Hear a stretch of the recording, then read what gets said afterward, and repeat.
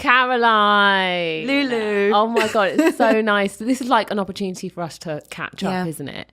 Like, so let's give the viewers at home and the listeners a lowdown of our relationship. We've known each other how long? Since you were 13, which made me about 16. I think you might be right. And we met at the track in Peterborough. Yeah. So Peterborough, for those people who are from the US, is a really small place in Cambridgeshire, out in the sticks in England, where we're both from. Weirdly, we're from the same area. We trained together for what? The best part of probably 2-3 years. I think. Several years. Warm weather training trips, traveling to Portugal, Spain. Yeah. You were just this young, very fast kid. And I was like, whoa. I'm not going to lie, I was pretty rapid. You were very fast. I remember I was training with Martin and he said, I'm taking on this girl, Louise. And I was like, who's this? I was like, well, she's quick. Luckily, I was like two age groups above you, so I didn't have to directly compete against you for years. Yeah, it was like, so we basically ended up in the same training group, both training for the heptathlon, multi-events, national team. And pretty much, you know, spent the best part of a few summers together, battling it out on the track and, you know, through, I guess, training session after training session. What were your fondest memories of that time? I can actually remember we were on a warm weather training trip and it was in the evening and we were going on a night out with Jenny Pacey and a few other people and I was driving the rental car. I can remember. I was driving the rental car. When you're in Spain and you're from the UK, it's the other side of the road, like it's here. And I pulled off some crazy maneuver to take this slip road off and a police car started chasing us. Do you remember we'd been to this club? And do you not remember that incident? You were driving on the wrong side of the road. I was. And then I had to pull across like 4 lanes to get off the slip road. And this police car kind of just gave us a little bit of a, hey, I've got you type thing. Oh my God. For that. So my memories are not of the training, but of that night. But of the nights we out. had fun though. Yeah, there were definitely like a few nights out. And this is the thing I don't think people really understand. Like when you're kind of coming up, we were probably... I would have been about 14, 15, you'd have been 16, 17 or 18. And we were going away on these training camps to various parts of Europe, Portugal, Spain, effectively like cheap holiday destinations where we could pretty much stay for 2 weeks? Have a big villa, everyone in the same villa, all the coaches and the athletes. And there'd normally be about 6 to 8 athletes. Yeah. Pre-train, so pre-season, you go there, you can just train twice a day. And that's it.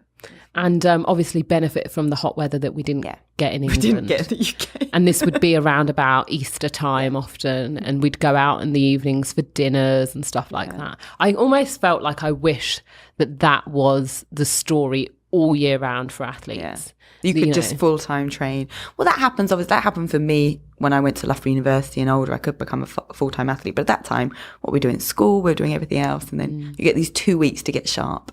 Before the season starts. And it worked every single time, I felt. Yeah. Talk to me about your heptathlon career and how you got, how you were exposed to multi-events. Yeah, I mean, I ran before I walked, according to my parents. I was always sporty and athletic.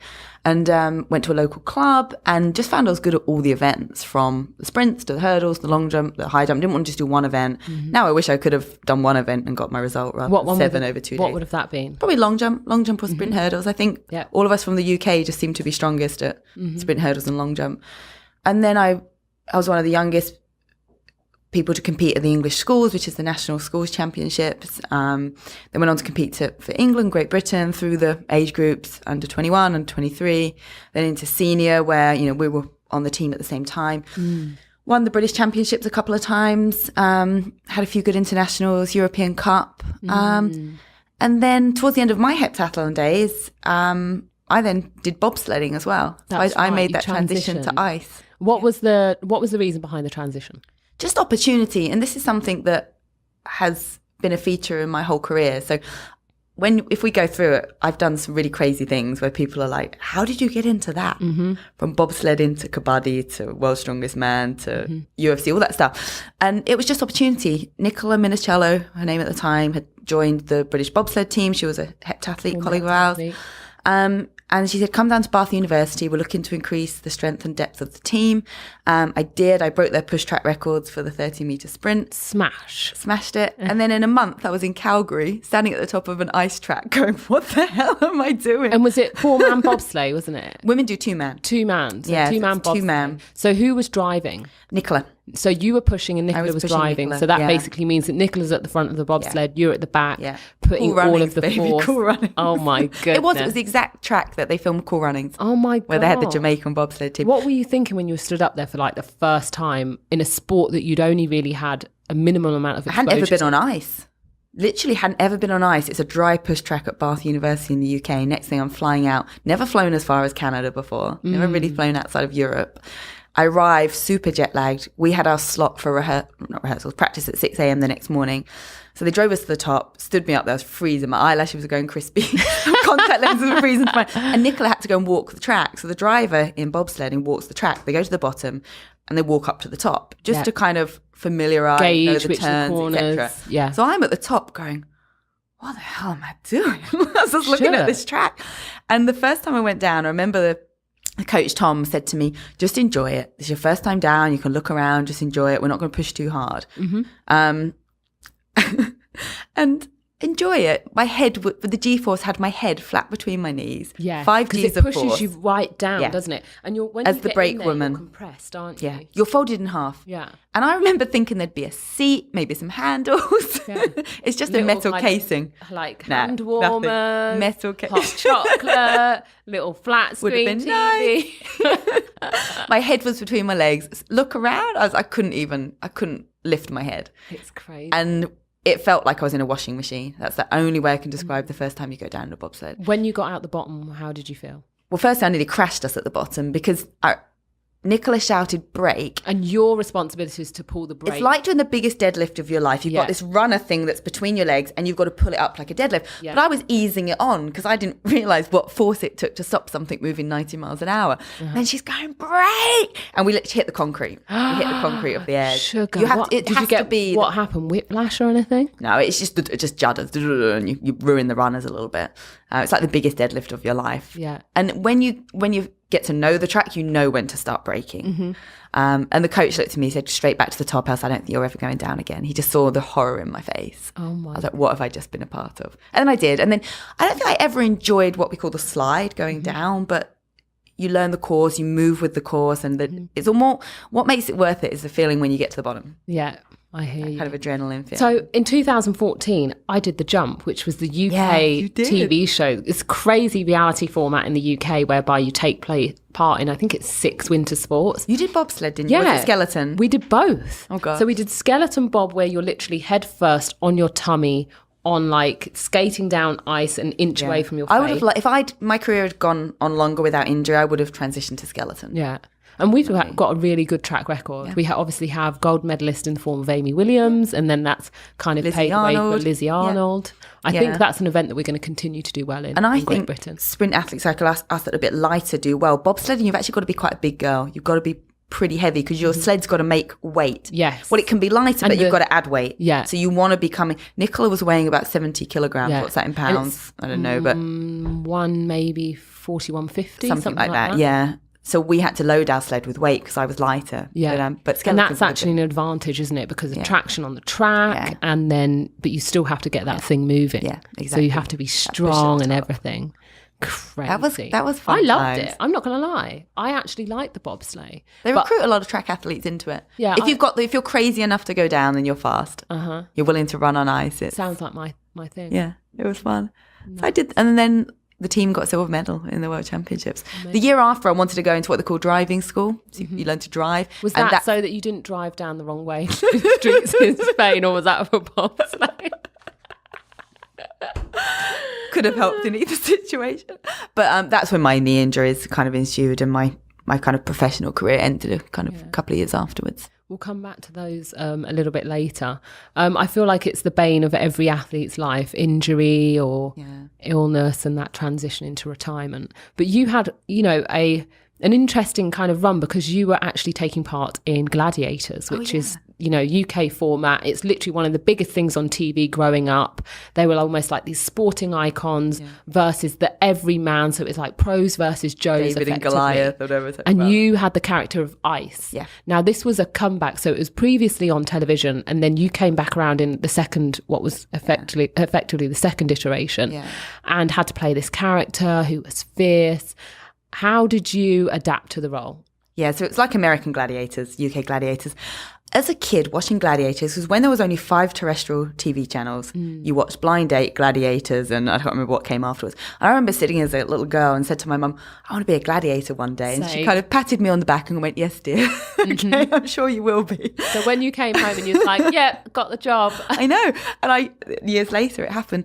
What was the question? What was the... I can't even remember. I can't remember. What was the experience? You know... It's probably one of the most fun things I've done, because every day it's like you get to just play a game. Like, what's my job today? My job today is to swing on the rings, climb up the pyramid, take people out. And I'd never done a contact sport before. And you guys had trained for it, hadn't you? They made you train for it. We did, but they took on, whereas the first round, first series of Gladiators were all bodybuilders and gymnasts, we were more athletes, kind of more track athletes and gymnasts.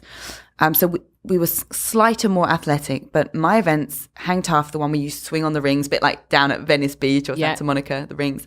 And you got to wrap your legs around people, take them down. I was really good at powerball, which again, stopping the contender, getting the balls into the pods. But I'd never done a contact sport before, and I loved it. I loved taking people out. Well, this is the thing. You are super, ever since obviously I've known you, I've only ever known you as a competitor. Yeah. And so were there any times when you're on the show where you kind of felt for the contestant and just let them past? Or you never literally let up Well, on I nearly got disqualified. So we were doing hang tough. And it must have been the semi-finals. This is where the contenders are, because basically they're looking to get whatever the prize money was and get to the final. And our job's to stop them. And she kicked me. Like, we swung in together and she kicked me, and like, I think it was the shoulder or the chin, I can't remember. And I was angry. Have seen red. I was angry. So basically, I got my legs wrapped around her, but she pushed me and I ended up upside down.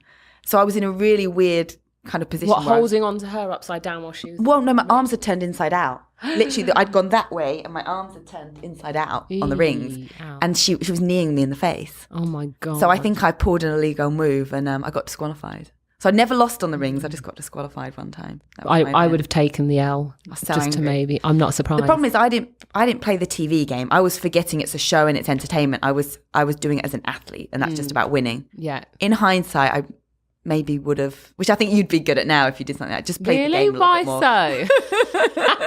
I wonder why.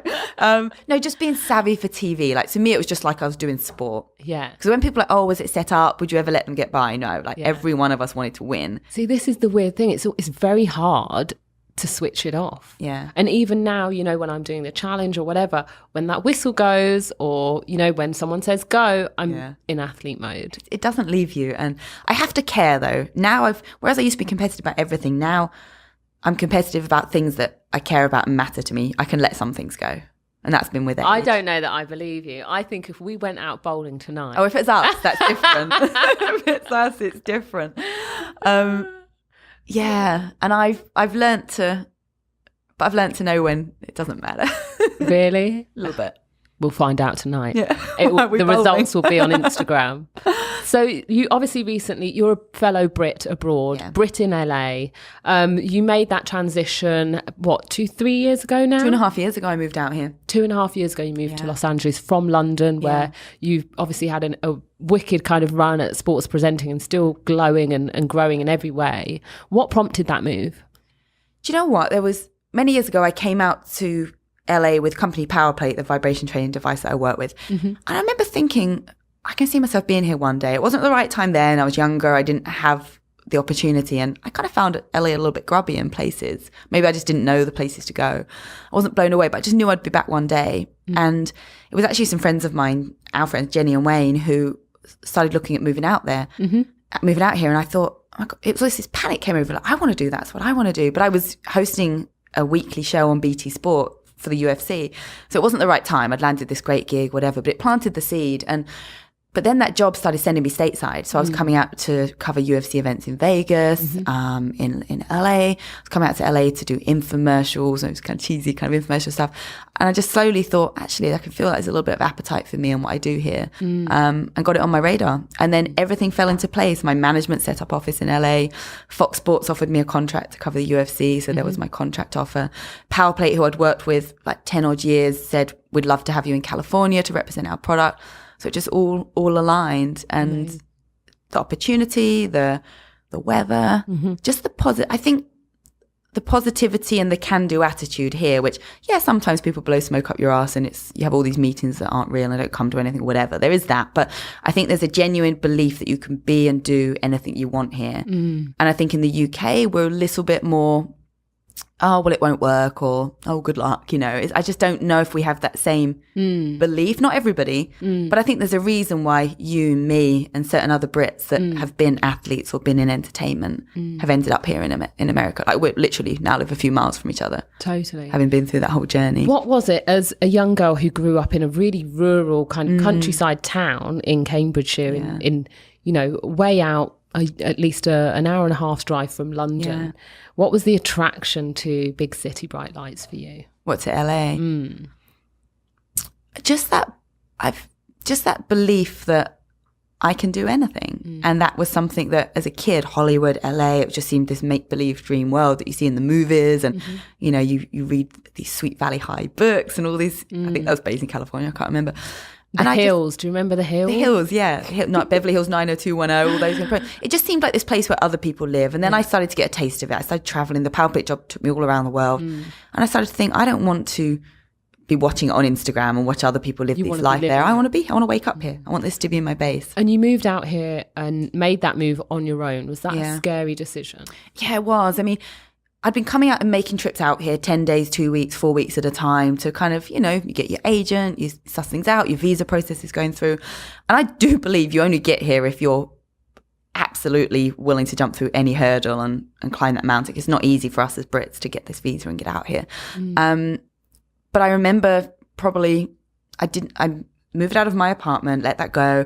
I was living with a friend in the interim period. I didn't know how long the visa was going to take. I mean, it ended up being a year in the end because of certain things. And there was that period where I came out to LA, to West Hollywood for I can't remember what it was. I'd been at an expo in Vegas and I had to come via LA before I flew home. And it was only going to be 3 weeks later before I made my actual move out to LA. Yeah. And I was in the Andaz Hotel looking out and I just suddenly thought, oh my God, what am I doing? I was like, I don't know anybody. I don't know what I'm going to do. I mean, I had work, I had things lined up, but it was just this fear came over me. I'd literally committed to it. The flight was booked. The visa was here. I had to move out of where I was living. And I suddenly just thought, oh my God, what am I doing? And then those moments continued. Once I moved out here, I was going from Airbnb to Airbnb, trying to find the perfect apartment. I had to fly back to the UK, to Vegas, do all this work. It was great. I hit the ground running. And then I had a moment when I got my apartment. There was no lights in it. The one that you stayed at when you first started visiting. And literally I had nothing. So I sat on the floor with a takeout dinner on a waste paper bin that was turned upside down because that's the only bit of furniture that had been left in this place from before. And I just sat on the floor and cried. Oh my goodness. and then I pulled myself together. I was like, okay, you can do this. You can do it. You can make this work. You can make a success of this. You can make a beautiful apartment and live. Because I did do it on my own. I mean, I had a few people I knew. My agent or manager, who's become my good friend, was here, but I wasn't coming out with a partner or a best friend or a company. I work as an individual. I don't work in an office with anybody. So it was scary. What would be your advice to people that are looking to make that move from London or any other European country over to the US? Do you know what? Just get out and about and don't be afraid to talk to people. Again, I think as a Brit, if people talk to us and Americans are so friendly, we kind of shy away. Like, what do you want? We're used to just not talking to one another in London. No one talks to you in London. Yeah. If people talk to you on like the underground or whatever, you become automatically suspicious. Yeah, you put your guard up. Whereas here, I thought when I listened and I talked to people, I ended up making great friends, great contacts. I'd just go and sit and work in coffee shops because the number of people I met, like I say, friends and contacts from just don't sit in your apartment, get out, join organizations. And I wasn't looking to surround myself with fellow Brits necessarily. I didn't come here to be one of those British people that like finds all the other Brits. I mean, I've got some great British friends, but I wanted to immerse myself in US culture and what it's all about. So just get out. You've just got to be brave. It's a whole new country, whole new things. Just trying to set up a bank account takes a week. Goodness. Everything works different. And you don't realize because we speak the same language, we're similar in many cultural things, but it's very different. Yeah. And it takes a good year to feel like you're up and running here. Yeah. What are the biggest things you miss about home, about the UK? Family, obviously. Family and friends, our dogs. Pret a manger. You don't have that in the West Coast. Which is some dodgy sandwich joint. It's like Subway. It's an organic place where you get little nut packs. Whenever I go East Coast, you get it. I love it. They've got a Pret in East Coast. New York, and they had them in Washington DC. Pret a Manger. Do you know, I miss the bustle of London life. I miss that kind of energy that you step out in London and you move quickly with everybody. New York's a lot like that. Yeah, just like New York. You move quickly LA and you get things done. Yeah, I mean, just the whole kind of infrastructure is completely different. You're constantly in your car, you're inside, or you're at the beach, or which isn't a bad thing, the beach. But no, I miss that kind of city life. I miss the British humour as well. But I have British friends around me. Talking here as well. of British humour, let's talk about dating in Los Angeles, because a lot of the girls that I meet here, whether they be Brits or whether they be Americans, say that dating in LA is just a nightmare. How have you found it? Well, now I'm with an amazing man. So congratulations. Success. But there's been a good 2 years of dating trials and tribulations. Trials and tribulations. It's just different, and I don't know whether it's because times are different.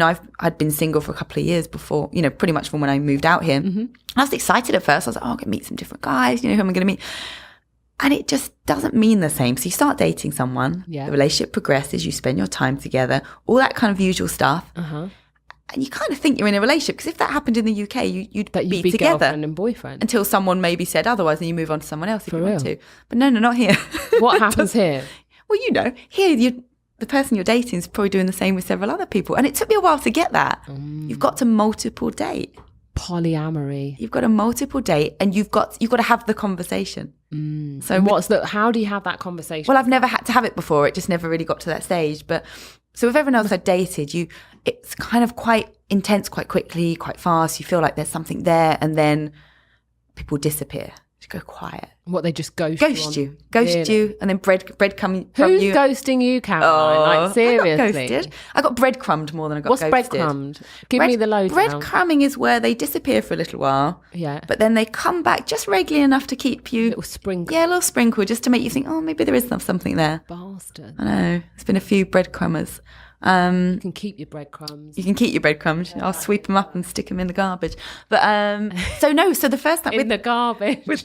I'm speaking all American. The trash. Put my garbage in the trash. Yeah. So with the guy I'm with now, we had the conversation. Well, and I've never had a conversation before.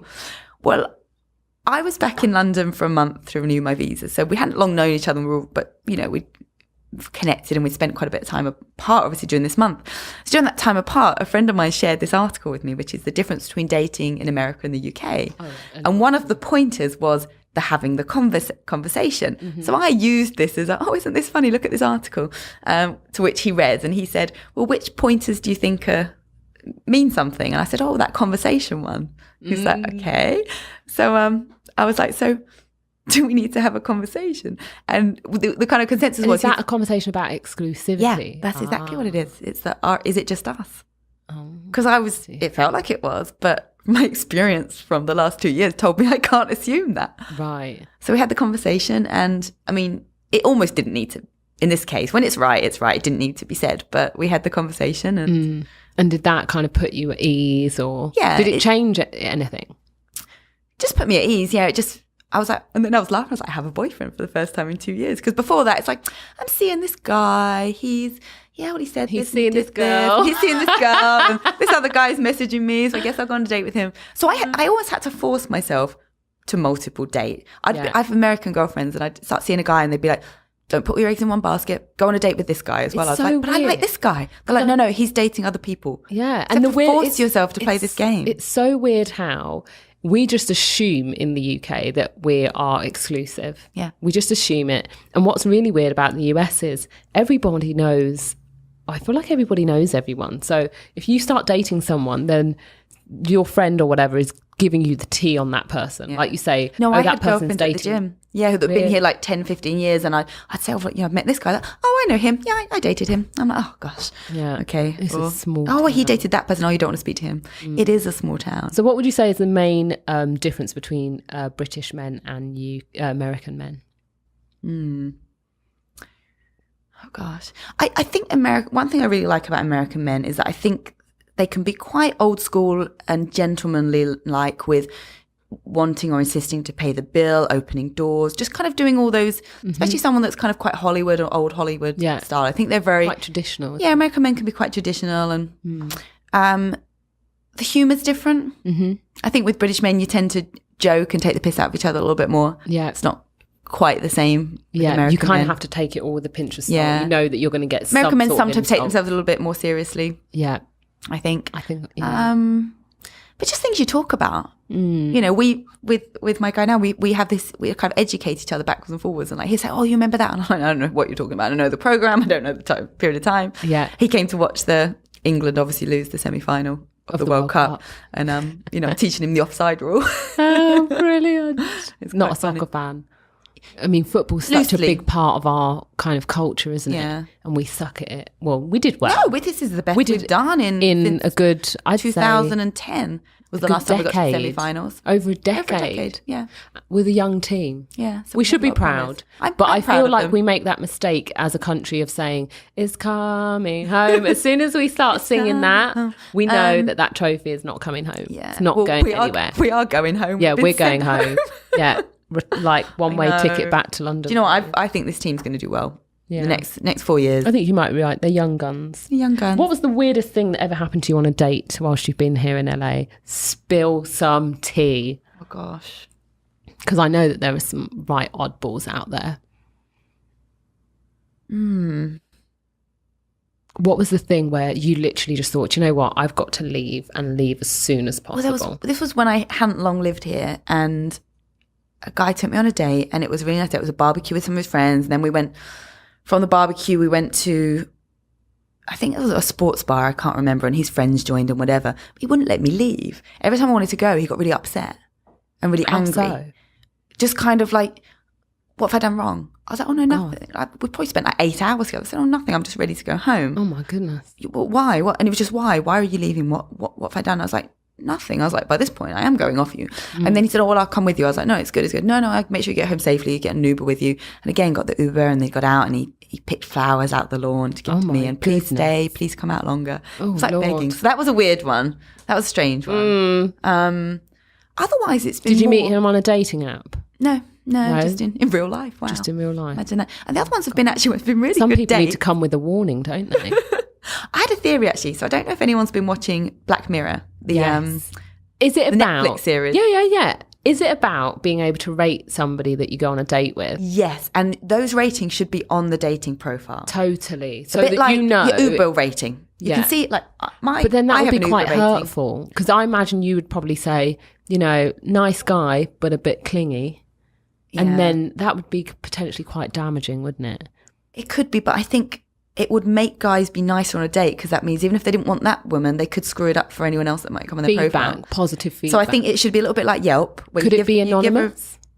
Could they Yeah, it leave could be anonymous. feedback? But I think that would be very useful. Leave a rating, because Black Mirror, there was that episode on dating where you have an expiry date I on like that. everyone That you was meet. brilliant. Kill the DJ, it was called. Yeah. It's one of my favourites. So no, dating's been interesting, because it was the first time I was single in a long time. Thinking that there was something going on with certain people, only to realise that it's not. And you can't act like you like someone. I wonder It's what a whole rating. game. What rating what do you reckon I'd get for dating if I were on the scene? I reckon but I'd you- probably you get have a- 4.5. You have a good way of making anyone feel good, even if you're not interested in them. What you're saying is I'm a big flirt, basically. Do you remember I was invited to this birthday party, and you came with me by someone that chatted me up in the gym? Yes, I remember. Yeah, And you ended up being like great buddies with the guy and staying in did. touch. Oh, yeah, that's And I true. experienced a funny date where he turned up 2 hours later to this event he'd invited me to, and I was getting an Uber home. Oh yeah, God, yeah, but there was no pressure on me. That was easy. That was easy. You know what I mean? I got like the, You just you know, slipped in and had a you nice got the day and short got the straw. contact. Exactly. So obviously, you know, you've moved out to LA. The dating scene, we've got that done now. And you were previously back when you were back in London, and still are working with the UFC. Yeah. Talk to me about how you first got involved with that. Yeah, you know, my life, like I said, has been a series of things that I didn't necessarily expect, but I've always been open to new opportunities. And BT Sport is a network, a sports network that launched in the UK, I think I want to say 2004. And my agent had been talking to them about getting me involved. You know, I was a sports host, sports reporter. And from nowhere, they said, we want you to cover the UFC. There's a weekly show, live audience. You'll host it. You'll have a co-host who will be a journalist expert in the sport. You have fighters and guests on every week. So I was like, I could name like 2-3 fighters at the time. I was like, gosh. My boyfriend at the time had done some fighting, so I went into like UFC school and learned it all. But I fell in love with it because, like our heptathlon, it's a multidisciplined sport. The more fighters I met and interviewed, just the multidisciplined nature, the dedication, the kind of human interest, the personal stories, and just became a huge fan. And that led to covering the sport for UFC Fight Pass in the US and Europe, to the Fox Sport deal. And now I guess I'm the US correspondent for BT Sport. Congratulations. Go Caroline. We've covered some of the biggest events going, like when Conor McGregor got 2 belts, got his lightweight belt. And what was that like when you were, what do you say to someone when you're interviewing them when they've just come off the back of, winning a massive title, when you've seen his progression for so long? That's easy. So I know Conor very well in the sense of interviewing him and spending time with the coaches and a girlfriend and family and whatever. So I know he'll talk to me, and the one thing about Conor, and not many fighters or even athletes do this, is that he talks to you as a person and he addresses you by your name. It's not, you're just another face and a journalist talking to him. He'll say, Caroline, as we've said before, so you know this, Caroline. And he knows that I'm an athlete. He knows that I know sport and that mentality that goes into it. There's a certain level of respect because he knows that you've trained at that level. Exactly. But when they win, it's easy. It's just celebratory talk and discussion. The hardest thing was when he lost the first fight to Nate Diaz in Madison Square Garden. And we got to get an exclusive walk and talk interview with him from coming out of the locker room after the loss to walk into the press conference. They said, if you want to interview him, you've got to do it back. We're going through the back galleries of the MGM Grand Arena. So my cameraman's walking backwards. I'm holding the wire and wheeling it as I'm going along whilst holding the microphone. And it was I think in some ways he gained more fans there than necessarily after a win, because he was so reflective and honest, just literally, not more than several minutes after the fight. What did he say? He knew what he'd done wrong. He knew where he made his mistakes. They were clear as anything. And his saying is, and it's his coach, John Kavanagh, saying as well, we either win or we learn. We either win or we learn, so you don't ever lose. So there he learned. He came back and he beat Nate Diaz the second time around. But that interview went viral. Even when I moved out to LA and I was buying a mattress, the guy's like, are you the woman in the white dress that was interviewing Conor McGregor? Doing that? Because it was this really the camera was going up and down. No, I don't think I did. But yeah, so, I've had many interviews with Conor, and then I got to do an evening with Conor McGregor in Glasgow after the Mayweather fight. That's right, yes, the event. And again, just this man's mentality, when he got into the UFC, didn't have belts, hadn't won many fights in the UFC, he ran over to the table of they have a table where Dana White and, the president, whatever, sits, and he grabbed 2 belts, put them over his shoulder. He said, I'll be double weight world champion one day. And everyone went, yeah, whatever. Like, this guy manifests. Fast forward a few years, he's double weight world champion. And that's just, so when I interviewed him after the Mayweather fight, me, like many people, thought, he's earned so many millions. How upset can you be after that fight? It's not your sport, blah, blah, blah. But it actually... Was he genuinely disappointed? He was he wouldn't let it, because I had a whole series of things I wanted to talk about with him or whatever. He wouldn't let it go. He kept coming back to this, he's going to retire before I get to fight him again. Like, that's an athlete. It doesn't matter that it's a different sport. It doesn't matter. He was there to win it.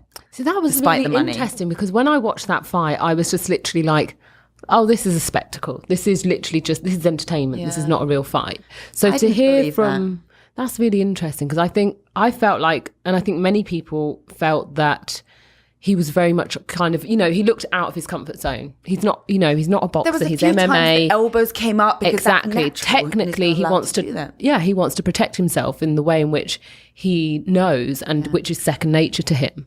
And there was obviously instinct. And there was obviously the forfeit of the purse, wasn't there? If he did anything MMA related. Exactly. You know what, they're already talking, I don't know if it's still happening, but apparently Mayweather's training with Tyron Woodley, the current welterweight world champion, to potentially step in the Octagon. I mean, do you know what really bothered Conor? He felt like he didn't get the respect as a 2-weight world champion in the UFC. Kind of casual fans that don't necessarily know UFC, they just saw this guy that got beaten in boxing, and why should he had a chance to fight Mayweather and earn his money? Honest, I mean, the only way I can describe it, it's like a high jumper going up against a long jumper. similar but completely different. Yeah. One of you jumps in the air high and the other one jumps long. The interesting thing is boxing is a component of MMA. It's mixed martial arts. That's one skill. But the way you box in MMA is very different to the way you box in... Because there's so much more contact and there's the ability, you know, I guess... different gloves. Yep. And point scoring and, you know, if you're going to tap someone out, are you then going to grapple with them, get them in a chokehold and just literally cut off their oxygen supply? It's so different. It's so different. Do you know, I think he was always going to win if he managed to catch Mayweather early. And also he moved different to what Mayweather was used to. And there was always a chance. I felt like you could see, you know, you could tell that Mayweather was wary of the fact if this guy gets inside me, i.e. in range, I could be in trouble. Yeah, I think so. Because Mayweather's smart though, and he's not 50-0. Is it 50-0 now, isn't it, for no reason? And I think he allowed him to feel it out, and I mean, there's a few times. But then he did. I mean, he did take him to task. Yeah, he is undisputably, you know, at that time the best boxer in the world. But then Conor will kill him in an MMA fight. I would expect him to. Just like I'd expect Usain Bolt to smash both of them in a 100-meter sprint. Exactly. Do you know what I mean? Horses for courses. You do what you've been doing. I mean, for us and the spectators and the audience and the fans, what a great time to be able to watch two sports kind of... Yeah. It's never very been done before. Mix. Yeah, it's very, very rare that you get that opportunity. And it's one of those guys that he does break boundaries. He does things that have never been done before. And in terms of being able to move the needle forward for MMA, UFC, incredible what he's already achieved. UFC is, even since I started covering the sport, it's the fastest growing sports organisation in the world. You know, and I love the sport. I'm now working with the new Professional Fighters League as well. That's right. And so this is a new league that's been set up. Tell us some more about that. Yeah, this is exciting. So as it stands, UFC and other MMA organisations, there's a series of fights every week where people are fighting towards a belt, welterweight, middleweight, heavyweight, whatever it might be. But most sports run as a league. You look at American football, NFL, you know, hockey, whatever it is, it's a league. So what the PFL, or Professional Fighters League, has done is created this league format for MMA. So the season starts with the regular season. Okay, so every weight class fights for points. So if you win, you get 3 points. If you get a stoppage, submission or knockout in round 1, you get an extra 3 points. Round 2, an extra 2 points. Round 3, an extra 1 point. And you go onto a leaderboard. Got you. So every fighter will fight twice in the regular season.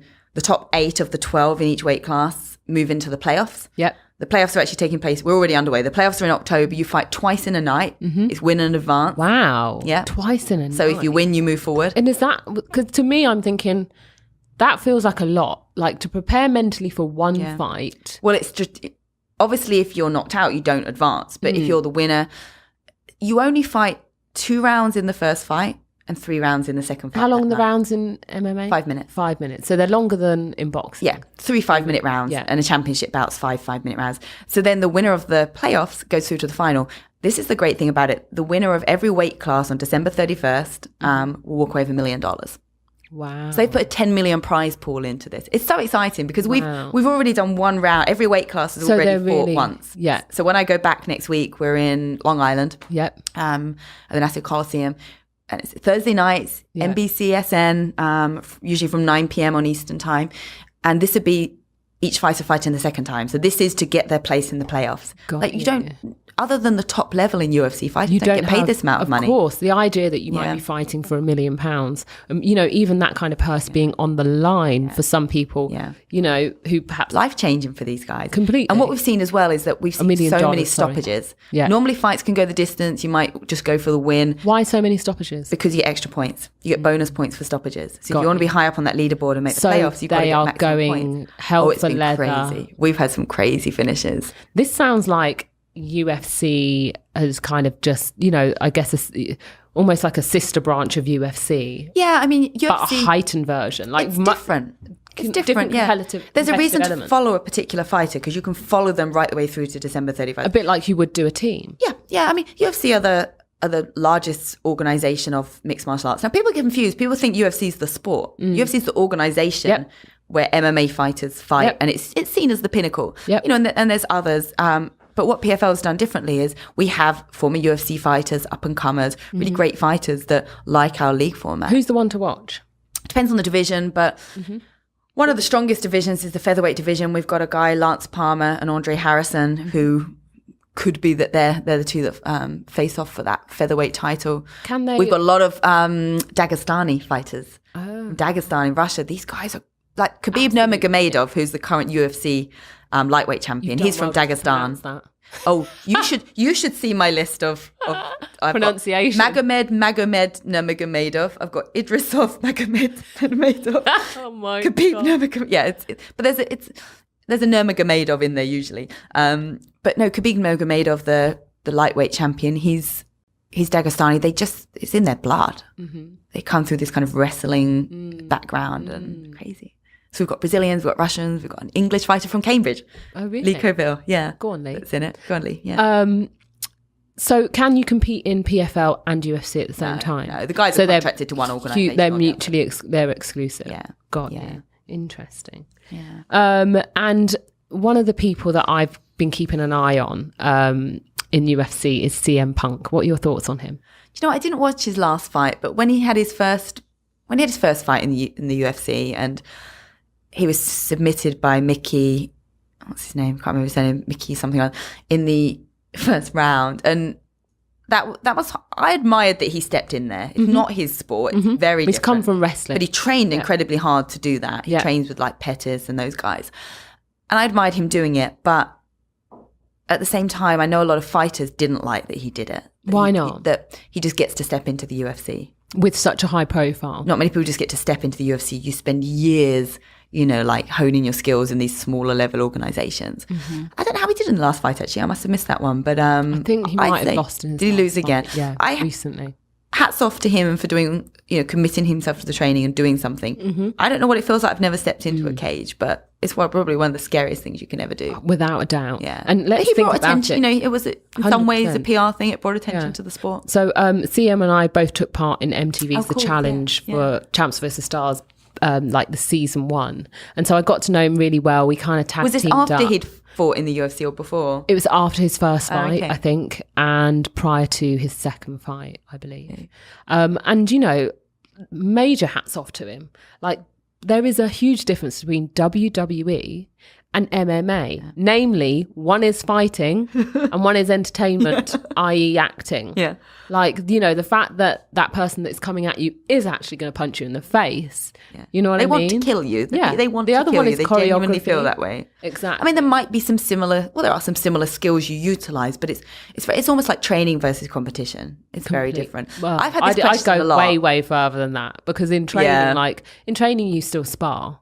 In WWE, it's pretty much choreography. But, those guys take a beating. It's hard. It's not an easy And people always say it's one thing to format. carry out skills you've learned when you're compass mentors or whatever, but try doing it when you've been punched in the face. Totally. Good luck, But I get asked a lot, by fighters, by fans, whatever, like, would you ever do it? Yeah. And I wondered if you would. Would you ever do it? Why are you asking me? But The old heat. But if we could go back, say MMA is where it is now. Yeah, that I had. So back home in England, I had a boxing gym and I did a lot of my conditioning in the boxing gym. My parents had a space at the back of our house where the local team pitched up.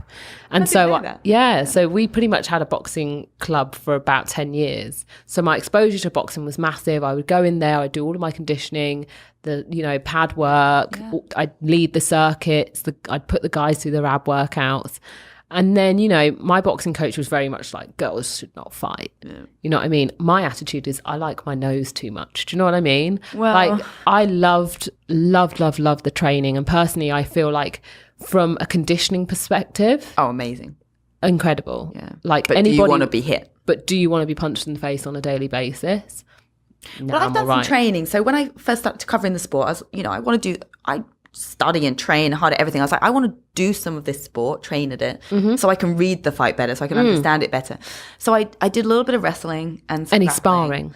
sparring? No, I didn't spar a little bit, but I didn't really know what I was doing. But what I found with the wrestling is, because I was in Thailand and I went to in Phuket. What's the gym there? It'll come to me in a minute. But anyway, I thought, I don't like having my head in sweaty armpits and. I don't know.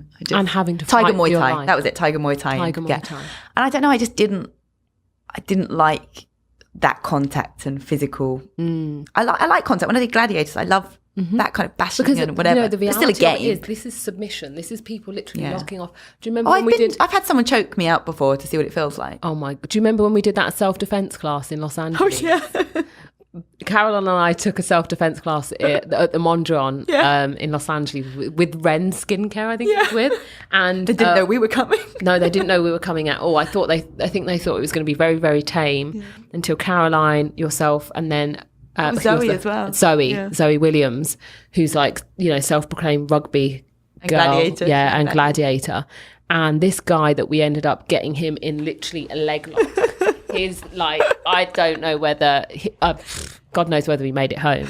They're probably still trying to resuscitate him now. That's quite funny. But even when I started the job on Fox, I remember George Greenberg was the producer, and I said, look, I've started to train some of it. I want to understand it. He was like, yeah, but you're on camera. Just remember this, like pointed to my face. He's like, just remember this is what we need you for. So that's good, but kind of like, But I think there's always that tendency to, as an athlete, to just want to be involved. Yeah. Like that's how we are. We're very physical. And I've and sat we're very... cage side before, and I have thought to myself, I'd like to know what it feels like to walk in there. Adrenaline of making that walk to the cage. Oh, you're a better woman than I am. But screw that. But the women are tough. Yeah. Joanna Jane Jedrick was the former strawweight champion, and they're tough. Yeah. They're tough. And even when they see they've hurt and cut open, broken the nose of, they still target their nose. I don't think I could do that. I don't think if I see someone hurt that I could continue to inflict punishment Pain on that on person. them.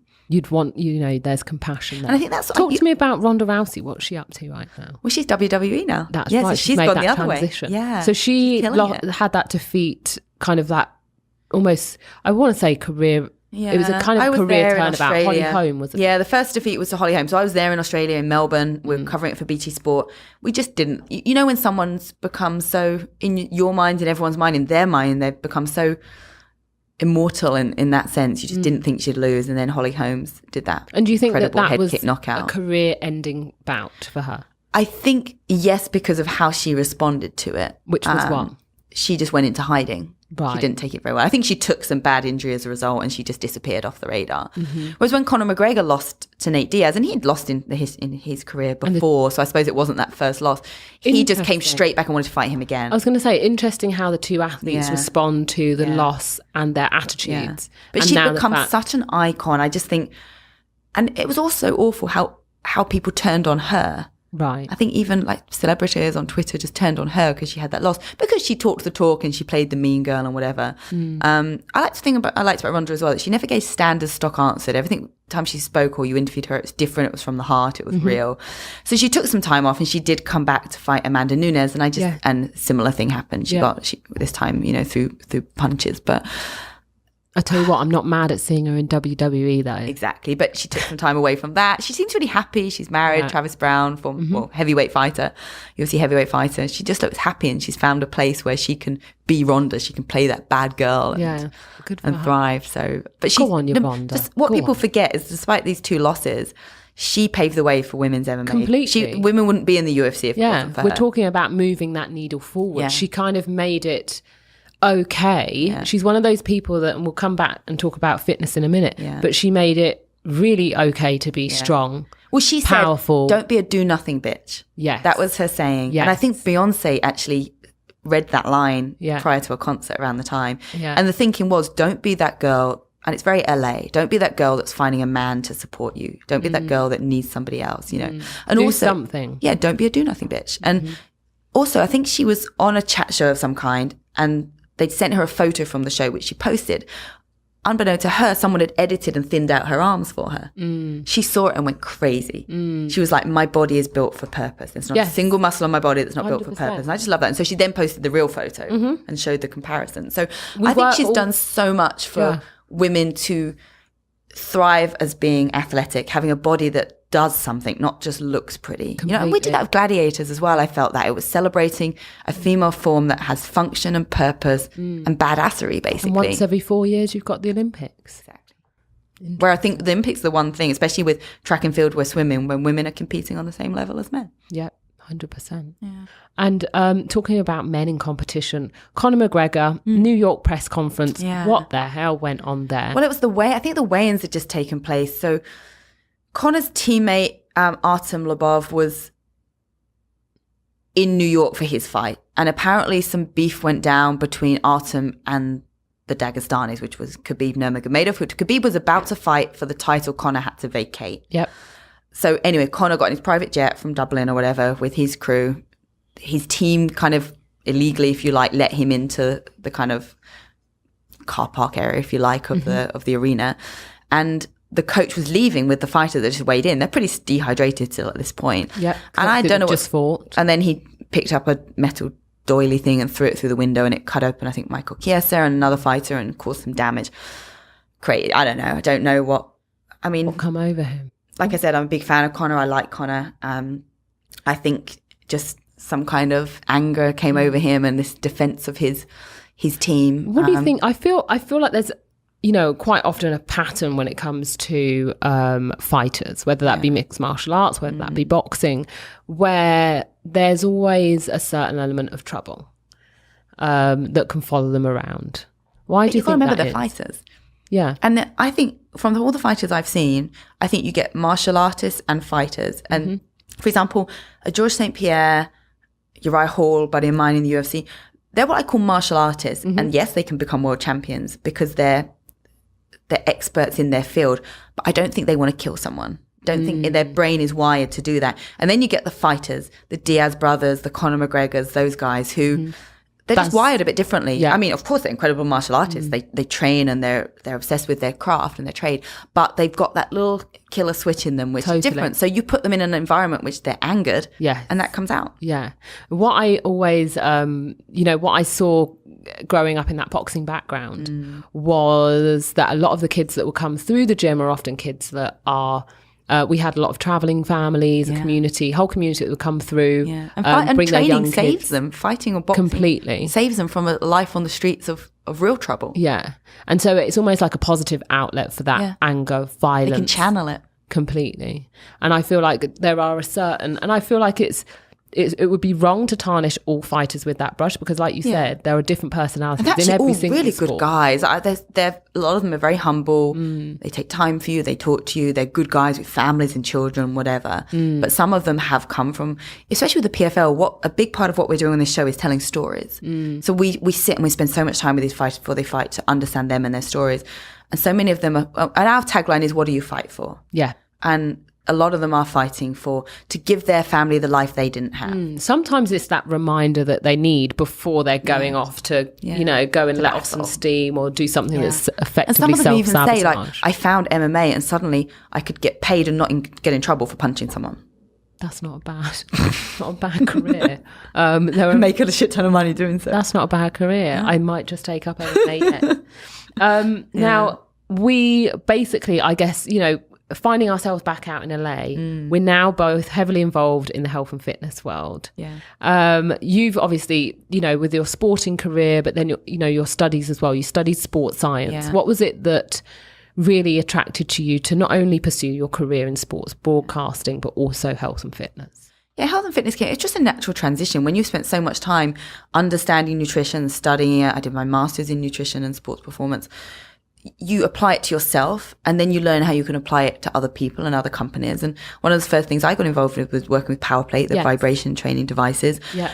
And you're their global ambassador, aren't I'm a global ambassador. All over the world. Yeah.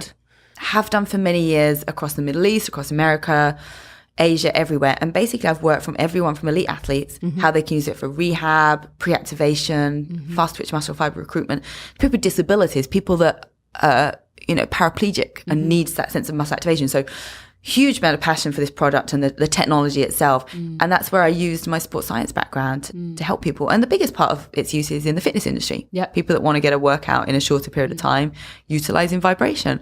But that's kind of opened so many doors for me in terms of fitness and brand representation and endorsement and now with social media content creation. So fitness is the business side of what I do. Yep. Hosting, entertainment, that kind of thing. Huge passion of mine. That's something I want to take beyond and have my own. I'd love to combine the two.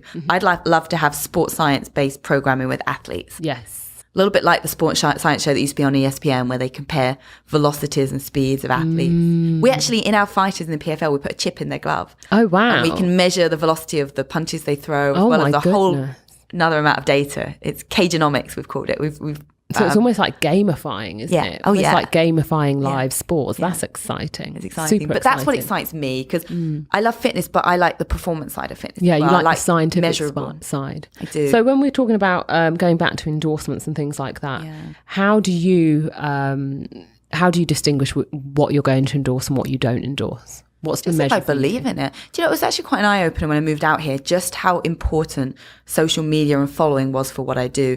I think we've had this discussion before. In the UK, what was taken into account more, I think before social media was as big as it is now, was what are your credentials? What are your qualifications? Who have you actually influenced and helped in the real world? And that's what got me positions, speaking positions and whatever, and influence positions. Then I came out here and it's suddenly like almost none of that mattered in today's world of social media. It was almost upside down, So girls and guys that are just showing off their body for the sake of showing off their body are suddenly getting more numbers and more endorsements because they got more following than having any credibility. I think that's changing, and I think it has. I think now people are looking at real engagement and credibility as well. But when I came out here, it was suddenly like questioning myself. I don't have the numbers. Does that mean I don't know what I'm talking about? And it's sort of just taking that back a little bit and thinking, no, just stick to, and this answers your question, just stick to what I believe in.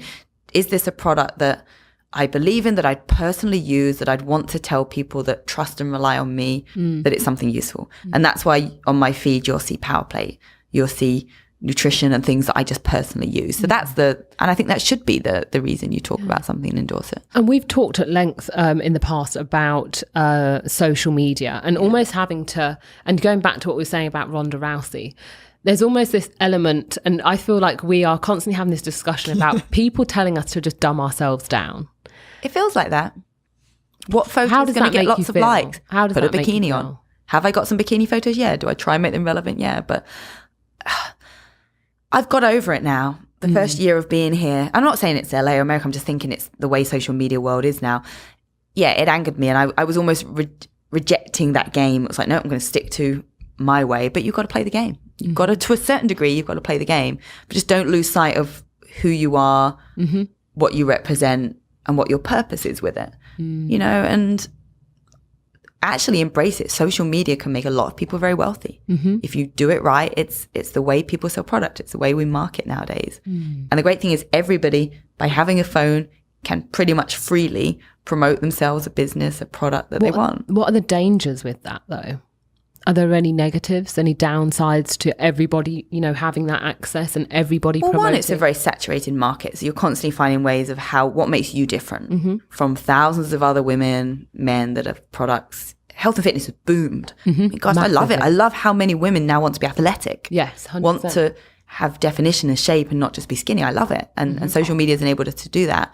The downfalls are you can be personally criticized. I mean, when I first started with BT Sport 4 or 5 years ago, whatever, covering the UFC, I've never been so personally attacked in my life from keyboard warriors. You know, what were they saying? Well, it was like early on in my UFC coverage, I didn't know the sport that well, and just who's this dumb blonde bitch talking to us about sport? They don't know my background as an athlete. They don't know that I've studied for 5 years at postgraduate degree to understand science and sport. They just see a blonde woman talking about a sport that they've been following for several years. What the hell does she know? I even have recently people say, "Oh, this girl clearly doesn't even like this sport." I'm like, sorry, do you know me? So but you just develop a thick skin. And I'd previously very much cared what other people think. I'd been in industries where it's always very positive, fitness, health. You were given a lot of positive feedback. And then you go into that sports world, male-dominated sports environment. Fans are passionate about their sports. Even if they don't like you, they're going to watch the sport. They're just going to criticize you. Right. And you've got to earn the respect. And you've got to earn it by keeping your head down, studying, learning, and being on it. And I feel like, you know, a lot of sports channels have fallen kind of, you know, a lot of the time they're guilty of basically getting females on just to tick the boxes and just to look good. Yes and no. I feel like you're one of those people that have really freaking worked hard I have, to perfect their craft. But I think if you can be a female in this sports broadcasting arena and know your stuff, I don't think the girls that just look good get very far now. I think that's gone. I think in the beginning, let's get a pretty girl as a reporter, sideline reporter. She can ask a couple of questions. At the end of the day, if a man wants to look at a pretty woman, there's plenty of sites and places to go to look at that. Yes. But when it comes to their sport, when any man or woman viewing sport, you want someone that knows what they talk about. And you want value. I was actually in discussions with the NFL Network last year to do to cover for the UK coverage, I didn't know the sport well enough. You know, it just, and as much as I would love to have done it, and I believe I could have learnt it, not in the 3-4 weeks that they needed me to. Yeah. 100%. So sometimes you just got to... I wouldn't know where to start with the NFL. Yeah. Somebody please give me like a little refresher course because I've got no idea what's going on there. Well, I like it, and I do. We've had quite a few in Wembley. So long. Yes, well, the Jaguars, international series. And, I covered a few of them for BT Sport, but more the fluffy stuff. We went and talked about how great it was to be there, rather because we didn't have the rights on it, the game itself. But I remember seeing there was 30 seconds on the clock. Must have taken 10 minutes. I was literally like, I can remember thinking, oh, we'll be out of here in about a minute and a half. And the cheerleaders come back on. I was like, hey, there's like 30 seconds left to play. Commercial break. Get this done. But Americans know how to make sport fun. 100%. 100%. If that's one thing that I have to say about the US is, boy, you know, sport is a business. Yeah. And every single, whether you go to the Dodgers, whether you go to the Lakers, and we will be going to the Lakers to watch LeBron this year for sure. Yes. I can't wait for that. So what do you think about the recent, I guess we've had the super skinny era. And now I feel like everybody in the fitness industry, or at least in the you know, beauty, fashion industry are talking about body positivity. Is this, you know, is this leaning in, is this promotion of obesity? How do you feel about it? I think there's a definite shift. Like we said, you've gone from women wanting to be skinny to now wanting to be athletic. I know personally being told numerous times when I was competing, you're too muscular, it's not attractive to have a six-pack on a woman. You know, and I remember as a young girl personally feeling like, I can't wait till I retire and I can lose this muscle and just be normal, can be like the other girls. You know, and now I'm holding on to this muscle for dear life. You know, it's now seen as a positive thing. You know, women want a little six-pack. They want to have definition and muscles and whatever. And I think we're more celebrated for being athletic. And I think in terms of the obesity, I mean, I'm at the moment looking at talking about skinny versus muscular, but there's a huge proportion of the population that are obese. But are they looking to have six packs and be athletes? I don't know. But are they motivated by seeing far more women be sporty and athletic that makes them be like, I'm a woman and it's okay to I can be an athlete. All of us can be an athlete. There's an inner athlete in everybody. I feel like the industry, I feel like the beauty industry and also the wellness and lifestyle industry has jumped from super skinny over to embodied positivity, meaning curvy plus size models. And I feel like, you know, that kind of middle ground has been missed. And I feel I'd say the middle ground would be just healthy. The healthy, maybe. And you know, and this is an interesting discussion because who's to say that being, you know, very slim or slender or lean is not healthy, and who's to say that being, you know, slightly more curvaceous isn't healthy? And I feel like there's this real difficulty in explaining to people, okay, and we need to have another conversation about what is healthy in 2018, because I feel like there are so many extremes, and so many various facets, but we're constantly being fed extremes. So we're either seeing the super skinny models or the, you know, the larger size models, or the kind of buff athletic. I can't remember. In fact, the last time I saw an athletic personality or athlete on a sports cover, it was Serena Williams. And so I feel personally that it's always these extremes that we're seeing. I think it depends where you consume your media. You know, I think we're in a very different world here in LA. Even you go back to London, you're in a very different world. Any major city, New York, London, Los Angeles, there are more people that look that way. It becomes more normal. You walk down the street here in LA, everybody's in their little yoga pants or whatever and looking athletic. But you go to middle America, you go to a lot of parts, and there's a lot of more normal size women that are still healthy and still have a healthy body type. I think health is about we'll have a natural set point that we will return to. You know, you can't force your body too far one way, whether it be athletically, skinny, obese, whatever, without your body's trying to reject that at some point. And we talked about this in the past, haven't we? You've just got to be the best version of your size. I've tried to be too lean before. And I've lived a miserable life. And what did that entail? Like how did you feel? So when I had to retire from sport with a knee injury, I held on to my nutrition as the one thing I could control. I couldn't train the way I wanted to do. I had to suddenly start just sitting on a bike and whatever. So I had this fear that sport is a control. You control everything from what you eat to what you do to the timings, your training, your recovery. It's control. We have that personality. And suddenly I was like, oh my God, I'm not an athlete. My identity as an athlete is slipping away from me, but I can control my food. And I knew nutrition. I'd studied it. I wasn't stupid, but I used it and took it way too far. And I would have my little lunch. I'd go to weddings with my own food in my bag and I'd go out to the car park and eat it. So I didn't eat the wedding food. Every day was about getting to the next meal without feeling too hungry. And that occupied a good couple of years of my life, that kind of post-athlete, who am I period of my life. Would you diagnose that as an eating disorder? Probably, if I'm honest with myself. Whilst it wasn't, would it be anorexia, bulimia, or would it be something Well, they've actually named something called athletica anorexia. It's actually a term now, I think, athletica anorexia, where you use sport or use exercise to keep your weight down.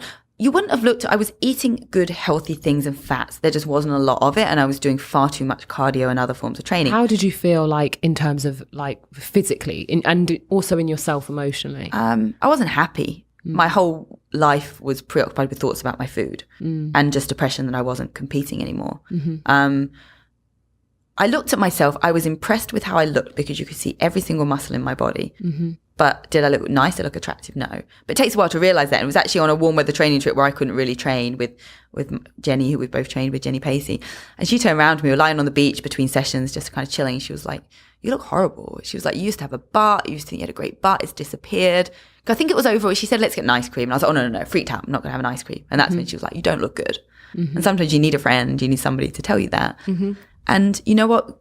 Me changing that wasn't, and this is whenever you deal with anything to do with diet and eating, if I tried to address my issue with food by focusing on either trying to eat more or eat differently, I wouldn't have got better. You just have to focus on being happy in your life. And as soon as I took myself out to Australia, it's when the Commonwealth Games were on, when Jessica Ennis got gold. It was in Melbourne. My cousin lived out there.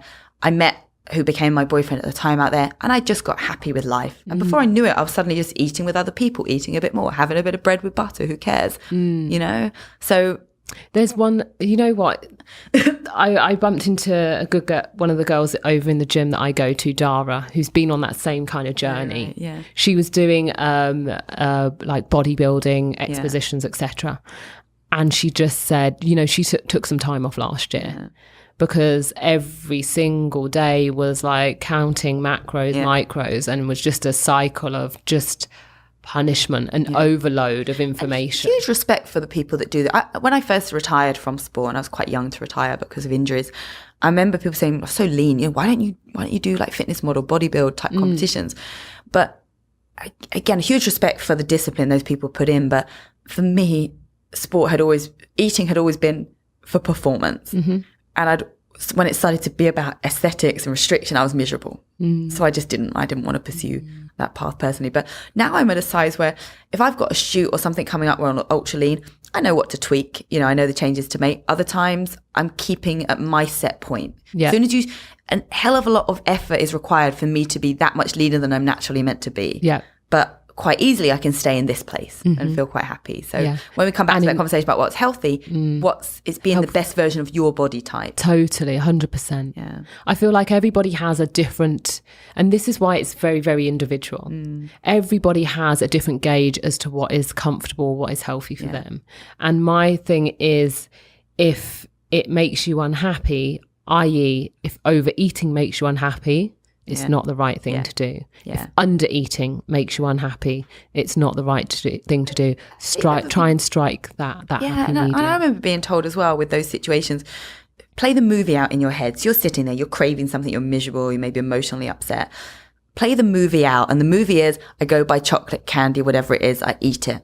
I feel good initially, comforted, then I feel shit, then I want to be sick or whatever, you know, if you've got an issue, or then, you know, I feel sick, whatever it is. Then I wake up the next morning, I'm depressed. I go to the gym, I try and work harder than ever. Then I fall off the wagon again. If you play that movie out in your head, it doesn't sound very good. So if you can like almost press the stop button at that point and say, actually, if I don't go down that path, I don't play the movie, and instead I just sit here and I ring a friend, I go for a walk, I make a healthy snack with a little bit of something nice on it, peanut butter, whatever, almond butter, whatever it might be, just whatever your little bit of something is. And one thing as well, and I have an ebook actually called Caroline's Clean Eating Code on my website, and I talk about triggers, and one of them is recognizing your domino food. And your domino food is that one thing that one you eat, one it goes all the way to the bottom. And for mine, if I have a jar of peanut butter in the house, oh my goodness, I go for one spoon. Another spoon. It's just a spoon. I've eaten a whole jar in a day. That's my domino food. Fries. Mine is fries. Yeah. It's literally a downward spiral. So sometimes have it when, great, you want to have a big treat and it doesn't matter. But otherwise, don't buy the domino food. Mine is fries. But the thing is, if I have one set, like one portion a week, I want the next portion. Yeah. And the next portion and the next portion. I have people say to me they might have a dessert or a treat or kind of, have one, have a taste. I'm like, no, I'm fine. Yeah. Have one. I'm like, I can't do it. I know that even if I only had one bite of your dessert, I'd go home and I'd go buy ice cream or something. Yeah. I was like, if I've decided I'm going to have it, great. Yeah. If not, do not tempt me with one bite. Totally. I think people need to be okay with the word no when they're offering food and drink around, especially alcohol. It's still this thing. Oh, you're not drinking? Well, you don't drink. I barely have more than I mean, I barely drink, but I do love a little bit of red wine every now and then. But I really am not that fussed about it. So one of the other things, what would you say would be the biggest thing that you've learned about your own health? My own health. To listen to my body. I think there's something called intuitive eating, and half the time we're eating because of emotional reasons or because we're following some diet and it's telling us what to eat and when. But if you actually listen to your body when it's hungry, what it feels it needs, and do a little bit of learning about it as well. There's certain things like if you're craving sugary things, quite often you need magnesium. Mm-hmm. There's things you can learn that show you actually think you're craving a certain thing. Your body's deficient in a particular nutrient. Else, probably you can minerals with or that. Vitamins. Yeah, drink a load of water as well. So for me, it's just been trusting myself and trusting my body that it knows what it wants. And that comes with time. And getting off the fad bandwagon. What are your current kind of fitness gripes? So gripes with the health and fitness industry. I think as much as I've been talking about how I love how women want to be athletic and train and great bodies, whatever, though, I feel like we are pushing people a little bit into this obsessive amount of training. And you just walk around in LA and every corner is a different studio, boutique fitness. And I think boutique fitness is fantastic. Get people together, have fun, train, etc. But I couldn't train as hard as some people who aren't even got athletic backgrounds are training. Yes. And I've seen people getting, suddenly going into an Olympic lifts, whether it's CrossFit, whether it's a barriers class, whatever, and not to name particularly, but anything like that. And suddenly these people that aren't well conditioned, have barely warmed up, are going and throwing weighted bars above their head and whatever. Yeah. I think sometimes we're thinking we've got to do crazy amounts. Equinox Gym in West Hollywood, where I go, everyone trains twice. I remember I had a short period last year, I was going to train twice a day for a shoot. I saw the same people in the morning that I see in the afternoon. I was like, oh, wow. Everyone's training twice a day. So I think, again, it's just, is it a gripe? I don't know. I think it's just, there'd be a point where you're either not training. If you can train twice a day as an average Joe, you ain't training hard enough or effectively enough, or you're going to be injured. Yeah. You could pretty much lump those two training sessions into one and do something effective. Yeah. That's going to reduce. And the other thing about training twice a day, where's your recovery? Yeah. I think people really fail to understand the importance of rest and recovery. We know that as athletes. Before. Yeah, that's when you repair, you recover, etc. And also mentally. Yeah, you need a break, mentally, and possibly get a job as well. Yeah, there was a time when it was my job to train twice a day. But I know. I don't know about you, but I can still train as hard. I just don't recover as fast. I think my recovery is actually quite good. Oh, really? My consistency is what is lacking at the moment, pure and simply because there are so many other things that are taking my attention. And we're not full-time athletes anymore. Exactly. We can be forgiven. Yes, we can. So it's now the time for my favourite part of the show, which is called All That and a Bag of Limes. I've got a bag of limes here, Caroline, with questions on. Yeah. Oh, look. I've got them here.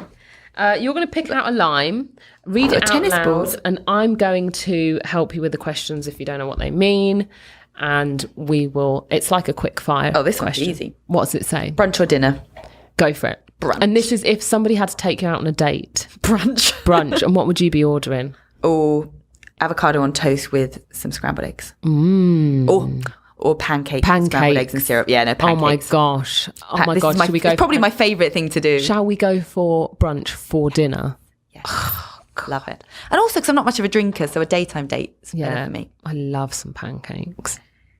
Kill one leg day. Leg day or ab day. So if you had to kill one, i.e. never do one again for the rest of your life, which one would you kill? Leg day or ab day? I'd kill ab day because if you're working your legs and bracing your stomach, you work your abs. Exactly. So you know what I work have those legs. Recently probably let go of like just sitting down and doing core and ab work, pure and simply because like overhead squats. Yes. As soon as you brace the core, you work the abs. So, exactly. Yeah. And I think people seem to think that crunching or the amount, sit-ups. No. That's why as heptathletes, we all had great cores because everything's rotation, jumping. Power and jumping. Yeah. Exactly. We were engaging our core constantly, rotation in the javelin, the shot put, everything. Can't fire a cannon from a canoe. Hell no. Can't fire a cannon from a canoe. Love it. WWE or MMA? So, come on. This is if you had to compete. Okay, if I was answering as which do I prefer as a fan, MMA, but I might be safer in WWE. And I could wear my gladiator costume. That's true. We've got some bad outfits. Most rated? So most overrated and most underrated in UFC. I can't do this. This is the one that stumps everybody. Go positive first. Go most underrated. The person who you think is exceptional or up and coming or coming through, the person to watch. UFC or PFL? Yeah. It's underrated. I mean, I sometimes feel like, he's the world champion, so it's not exactly as underrated, but Tyron Woodley isn't often given. I think because he's had a few fights that have gone the distance and whatever, been difficult fights. I think he feels he's underrated or under-celebrated maybe rather than underrated. Overrated. I can't answer that. I'll lose my job. But I think, or I'll get a bad interview. I'll probably be the next person I have to interview. But maybe some of them that they try and build them up because they look the part and then they can't always deliver. What I notice about UFC is it's like pink hair, mohawks, like just pure peacocking. I went to one event in Birmingham, probably not the best place to go and see UFC, but I was just like, what? Like, but that's a long time ago, that one. That's come on. Have they kind of calmed down? People, but every fighter wants their identity. Are they all still dyeing their hair and stuff? Depends. It's like anything. You get characters and then you get people just getting in there to fight. Mm-hmm. So I'm not going to answer that one, I'm afraid. Boo. Lose my job, right? Or lose a friend. Thoughts on CM Punk? Oh, we've had that one. Bloody good on him for getting in there and doing it. Not many people in the world would do that. Mm-hmm. That's my take on it. Go for it. Weights or hit? Yeah, so weight training, any form of resistance, slinging around weights, Olympic I love throwing lifting. weights around. Yeah, throwing a bar over my head. Mm-hmm. Clean snatch. Yeah. Hit just hurts. It does, it's hard. I did a little session on Tuesday, nearly died. And I set the session myself. Squats or lunges? Prefer squats, probably need more lunges in my life. Why do you need more lunges? Because of my bad left knee, I quite often dominate with the right leg. So when I squat, I dominate with the right. So I probably need to go unilateral a little bit more. Mm-hmm. You heard it here first. Yeah. Caroline's going unilateral. Going unilateral, baby. Is that us done with the line? That's done. Congratulations. Thank you. Caroline, a few more questions before we wrap up. What do you think you were put on this earth to teach? Oh. I actually feel with the job I'm doing as a host and reporter that my role and my purpose is to bring out the best in other people for the people watching at home. And even within fitness, as much as I love to try and educate myself, I really like to collaborate with other people and transmit their knowledge. Mm-hmm. Maybe I'm a bit of a vessel of information to. Caroline is putting people on. And what's next for you? Where can we see you in action? You've got a number of boot camp coming up. Yeah, so on the 20th to 23rd of September, I'm running a fitness retreat at the Don Cesar Resort in Florida with My Retreats Unlimited. And it's in association with Powerplate. We're putting these Powerplate vibration platforms on decks on the beach. Mm-hmm. We're going to work out on the beach. We're going to do a mixture of yoga and Pilates and boot camp, beach runs or hikes and walks. Then everyone gets to enjoy the beautiful Don Cesar Resort, all the amenities. So you can book by going to my website, carolinepearcetv.com. And places are limited. And then next, you can just catch me every other Thursday night. So the next one's this coming week, covering the PFL. And that's on NBC Facebook Watch and NBC SN. Killing it, Yay. Caroline. Caroline, thank you life. so much Thank for you, sweetie. coming on Slay Sunday. We absolutely love you. You're going to be coming on again, Am I? filling us in. Definitely. I want to know more about the PFL and who's like at the top of the table and how the Tune finals in. play out. I mean, that's not until the end of the Yeah, year. 31st of December. So a long season. Thanks. Yay. Thank you for coming.